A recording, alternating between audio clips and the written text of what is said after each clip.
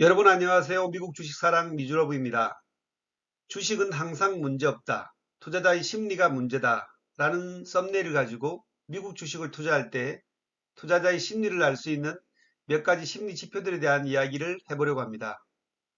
우리가 주가에 매일 일희일비할 수는 없지만 유럽의 투자 대가인 앙드레 코스톨라니 어록처럼 주식 투자는 심리가 90%인 것 같습니다.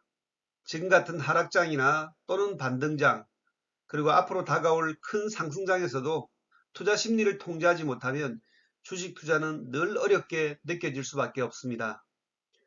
주식 투자 심리가 통제되지 않으면 하락장에선 괴롭기도 하고 투자는 힘들고요.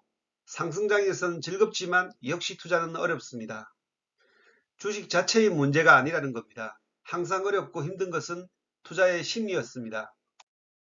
지금 미국 주식시장은 우리가 알아보려고 하는 투자 심리가 굉장히 차갑게 얼어붙었습니다. 지난주 12월 13일 미국의 11월 소비자 물가 지수가 시장의 예측치보다 훨씬 낮은 7.1%가 발표되었을 때 미국 연준의 내년 금리 인상 피봇을 기대했던 게 사실이었습니다. 물론 산타랠리까지 기대했죠. 그러나 다음 날인 12월 14일 2022년 미국 마지막 금리 인상 발표 연설문에서 시장의 기대치가 짓밟힙니다. 연준 의장 제롬 파월의 발언이 시장의 기대보다 훨씬 더 강경했고 연준의 최종 목표 금리가 지난 10월 점도표 때보다 훨씬 높았으며 최종 금리를 상당 기간 오랫동안 유지할 것이라는 발표가 시장을 연일 하락의 사탄 랠리로 지속시키고 있습니다. 금리에 민감한 기술주 중심의 나스닥은 목요일 종가 기준 52주 신저점에 불과 2.08% 부족한 1476.12로 장을 마감했습니다. 이제 시장의 화두는 인플레이션보다 경기 침체입니다. 내년 경기 침체는 확정된 미래로 기정사실화되었고 과연 경기 침체의 깊이가 어느 정도인가의 문제만 미국의 대형 투자은행과 월가의 애널리스트 사이의 논쟁 이슈로 남아있습니다. 오늘은 우리가 미국 주식시장에서 투자 심리를 판단하는 7가지 지수 중에서 가장 많이 사용되는 4가지 심리 지수를 살펴보겠습니다. 사실 미국 주식시장은 전 세계 수십억 명의 투자자들이 공포와 탐욕 그리고 두려움과 욕망이 복잡하게 뒤섞여 있지만 시장의 심리 지표는 그 모든 것을 반영해서 아주 단순하고 간단하게 보여줍니다. 첫 번째 대표적인 투자 심리 지수는 두려움과 탐욕 지수입니다. 시장 상황을 가장 잘 대변하는 간단한 지표죠. 목요일 종가를 반영한 두려움 지수는 두려움 38이었습니다. 일주일 전은 조금 양호했지만 역시 두려움 44였고요. 산타랠리의 기대감이 남아있던 1개월 전은 탐욕 63, 작년 이맘때부터 주가가 하락하기 시작했으니 1년 전 지점은 두려움 39였습니다. 두 번째 투자 심리 지수는 여러분 많이 들어보셨을 텐데요. 시장의 변동성 지수인 빅스 지수입니다. 요즘 같은 장세에 많은 투자자분들이 참고하고 있는 지수입니다. 빅스 지수는 향후 30일 동안 S&P 500 지수의 옵션 예상 가격 변동성을 측정하는데요.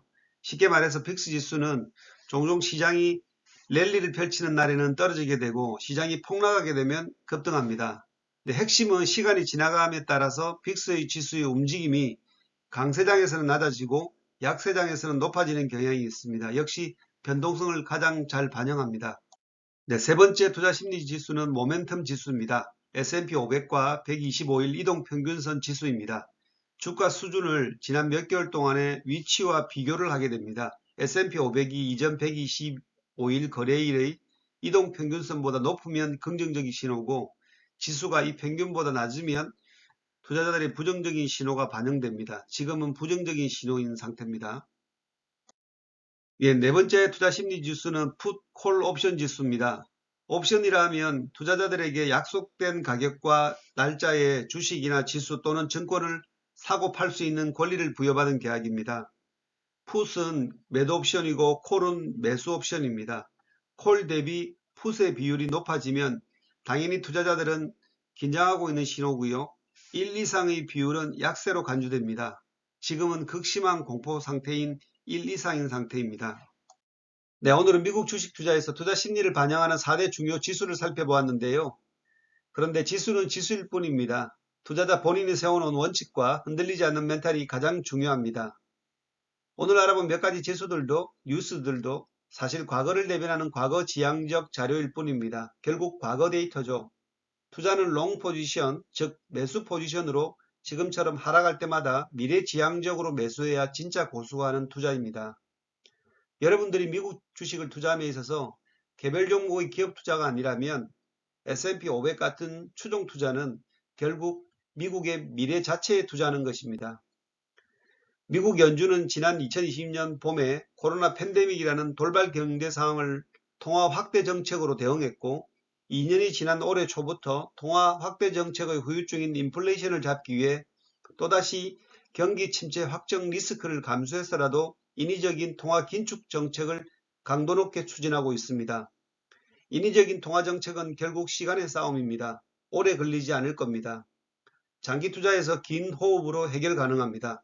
항상 여러분의 건강하고 상식적인 투자를 응원합니다. 오늘은 여기까지 하겠습니다. 고맙습니다.